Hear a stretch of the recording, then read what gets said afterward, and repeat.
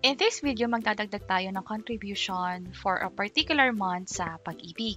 Bali, i-check natin kung yung double payment ba na gagawin natin is makikredit siya sa isang monthly contribution. So tara, pag-usapan natin.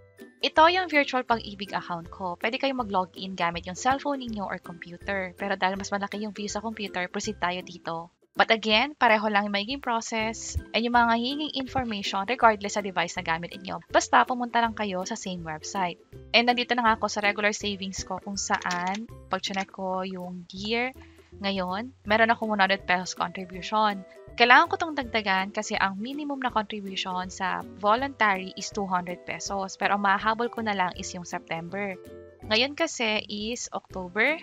And then let's see kung madadagdagan ko pa to. And makikredit ba or mapopost ba rito yung second payment na gagawin ko. So, ang gagawin ko, dito na ako magbayad. Click ko tong Pay Online, Regular Savings. And then, ito yung regular savings ko. Membership category, depende sa inyo. Payment method, piliin ko na yung Maya or GCash. I-paste ko rito yung MID number ko. I-click ko yung Verify. Nag-populate yung information dito. Kapag pinipili ko yung mga previous months, nagkakaroon ng error. Ang pwede ko na lang piliin is yung September. Let's see kung mag-proceed. And then, membership naman is, or yung membership savings is maglalagay ako ng additional 100 pesos. So, merong convenience fee na 5 pesos. Hayaan ko na lang. Covered period is September 23. Click ko yung next. Scroll down tayo. Check ko tong I agree. Click ko yung next. Oops, record tong mga information sa bandang taas. Kompletuhin ko lang to. Kompleto na lahat. Dito sa bandang baba, i-type ko lang dito yung code na nakikita ko. Click ko yung next. Ito yung merchant reference number. Click ko na yung proceed. Piliin ko rito ang GCash. Andito na yung number ko. Click ko yung next.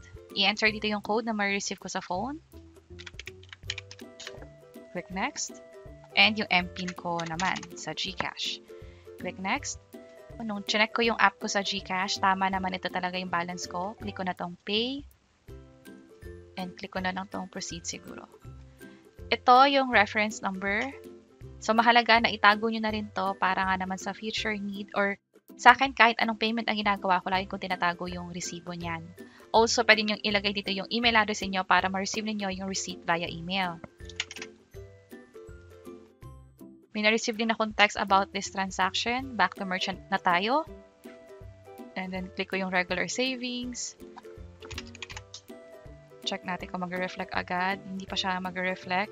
Stop ko muna tong recording na to and then proceed tayo later on. And then, umabot ng ganitong araw. Nakita ko na nga yung payment ko sa Pag-ibig. Pag i-check ko yung record, na-credit na nga yung payment and ganito yung itsura niya sa virtual Pag-ibig account ko. Sana nakatulong tong video na to. Kung oo, pakiclick ang like button. At para sa iba't ibang mga tutorial videos pa, pwede nyo i-check itong mga nasa baba. Sana makatulong and see you sa mga next videos. Bye-bye!